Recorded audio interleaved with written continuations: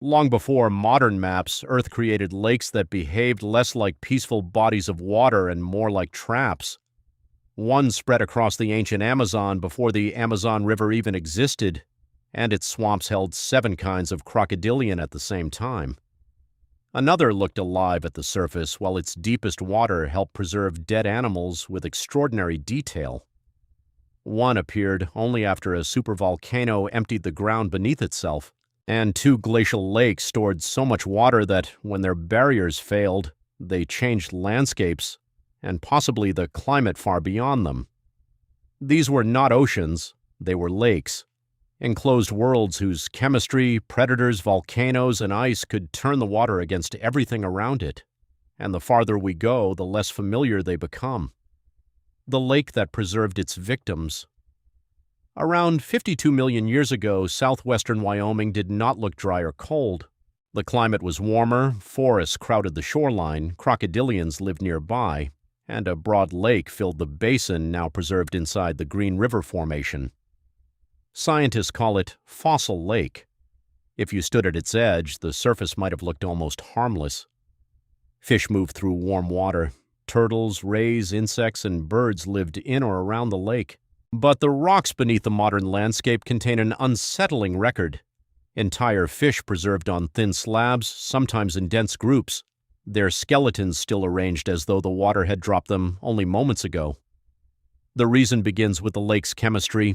Fossil Lake was alkaline, rich in dissolved minerals. During part of its history, the deeper water appears to have included an oxygen-poor, saltier layer. That bottom water discouraged scavengers and slowed the processes that normally pull a body apart. Fine sediment could cover an animal before waves, decay, or other creatures destroyed it.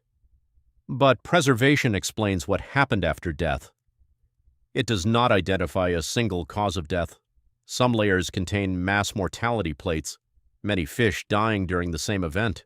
Researchers have considered several mechanisms: rapid temperature change, shifts in acidity, volcanic ash entering the water, oxygen loss after an algal bloom, or a sudden overturn that brought hostile deep water upward. Different events may have left different layers. The evidence does not support one universal killer. That uncertainty makes the lake more disturbing, not less.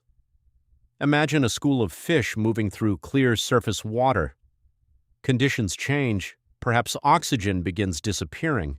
Perhaps the chemistry shifts too quickly for them to escape.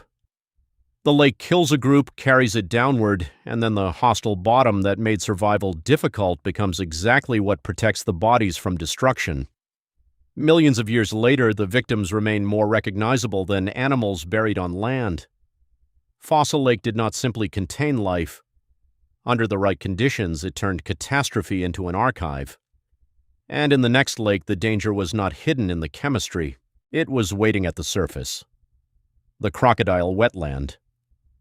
Around 13 million years ago, there was no transcontinental Amazon River flowing east into the Atlantic as it does today.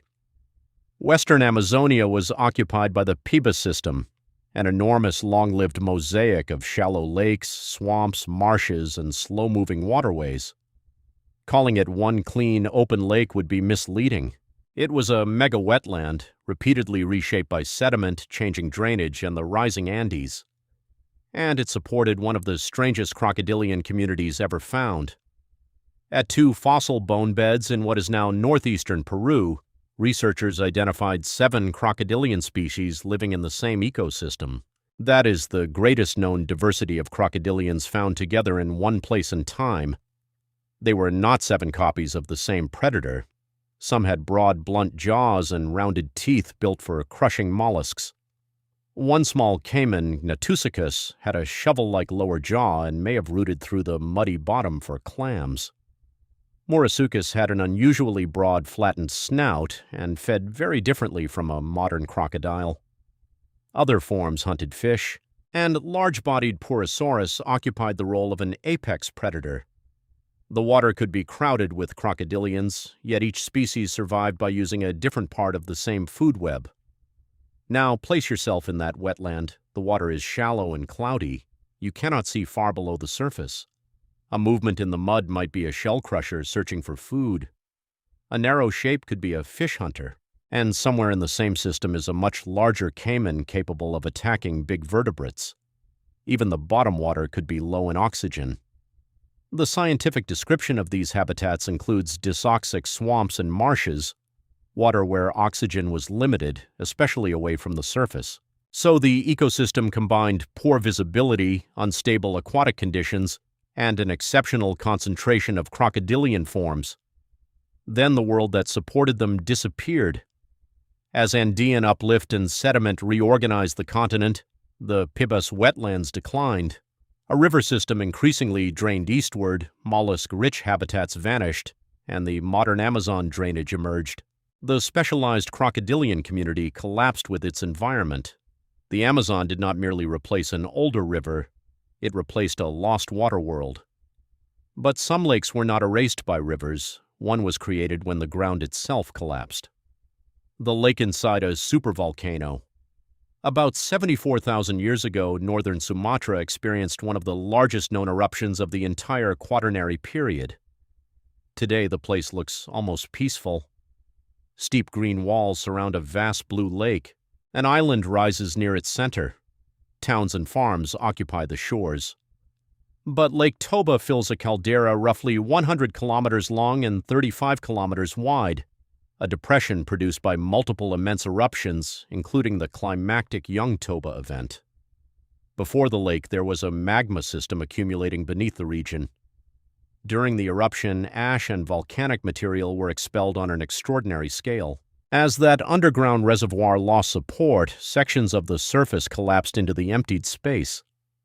The result was not an ordinary volcanic crater.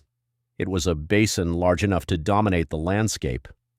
Water later collected inside the scar. The frightening part of Toba is easy to misunderstand. The lake itself did not explode into existence like water appearing in an instant. It is what occupied the depression afterward. The catastrophe came first, the calm surface came later. Ash from the Young Toba eruption has been identified far from Sumatra. Researchers continue to debate the full climatic and human consequences. Some models produce substantial cooling and ozone loss, while archaeological evidence shows that human groups survived in regions affected by the ash. The popular idea that Toba almost eliminated humanity is not established fact, but no exaggeration is needed. Stand on the modern shore and look across the water. The opposite side can disappear into haze. That distance is part of a volcanic structure. The island near the middle is associated with the ground rising again after the collapse. The lake is beautiful because enough time has passed for forests, farms, and water to cover the violence that shaped it. Toba is not simply a lake beside a volcano. The lake is the scale of the volcano made visible. And even Toba looks contained compared with the lake that once occupied the Sahara. The Green Sea in the Sahara. About 7,000 years ago, a person crossing north-central Africa could have reached a shoreline hundreds of kilometers from modern Lake Chad. At its greatest Holocene extent, Mega-Chad covered more than 400,000 square kilometers, slightly larger than the modern Caspian Sea. Regions that are now desert were connected by shallow water, wetlands, channels, and islands. The Sahara was receiving far more summer rainfall than it does today. Earth's orbital geometry strengthened the West African monsoon, pushing moisture northward. Rivers fed a broad, low basin, and because the landscape was so flat, even a modest rise in water could spread the shoreline over an enormous area. That same shallowness made the lake vulnerable. As orbital conditions changed, the monsoon weakened and rainfall retreated south. Evaporation kept removing water.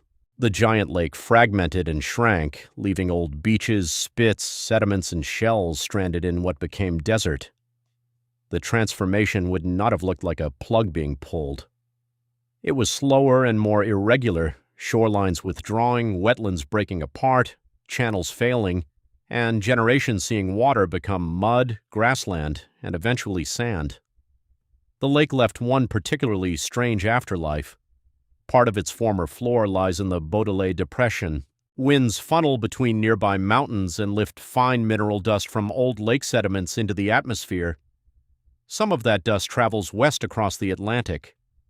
Research has shown that Bodélé dust contributes nutrients to the Amazon basin. The remains of an African lake can help feed a South American rainforest, but that elegant connection hides the scale of the loss. Satellite elevation data still reveal ancient shorelines etched across the desert. They show where waves once reached, even though the nearest large body of water is now far away. Megachad demonstrates that a lake larger than the Caspian Sea can disappear when the climate system moves the rain. The next lake disappeared much faster. It did not wait for the climate to dry it out. It repeatedly broke through a wall of ice. The ice dam that kept exploding. Near the end of the last ice age, a lobe of the Cordilleran ice sheet blocked the Clark Fork River in the region of modern Idaho and Montana.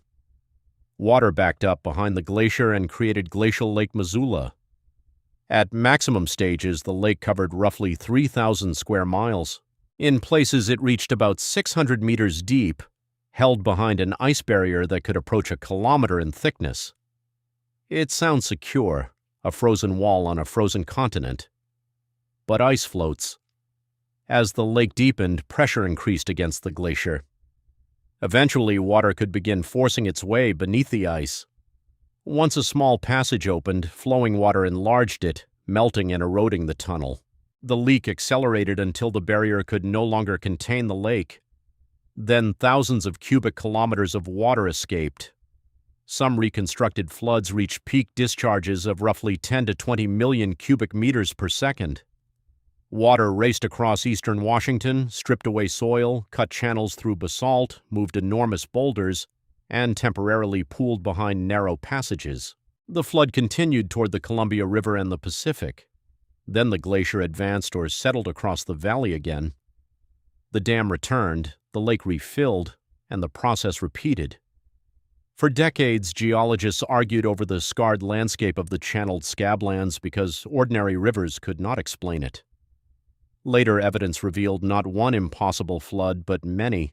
Modern reviews support scores of Missoula floods, with more than 100 flood deposits recognized in parts of the record across several thousand years. Imagine living within reach of that system. For most of a human lifetime, the lake might appear stable. The ice wall would seem permanent. Forests and animals could return to parts of the flood path. Then pressure would reach the critical point, water would open a route beneath the glacier, and a lake would become a moving landscape. The most terrifying feature of Lake Missoula was not that its dam failed, it was that the dam could rebuild and fail again. Yet another glacial lake produced a consequence that may have traveled farther than the floodwater itself. The lake that shook the climate. At the end of the Ice Age, meltwater spread across enormous areas along the retreating Laurentide ice sheet.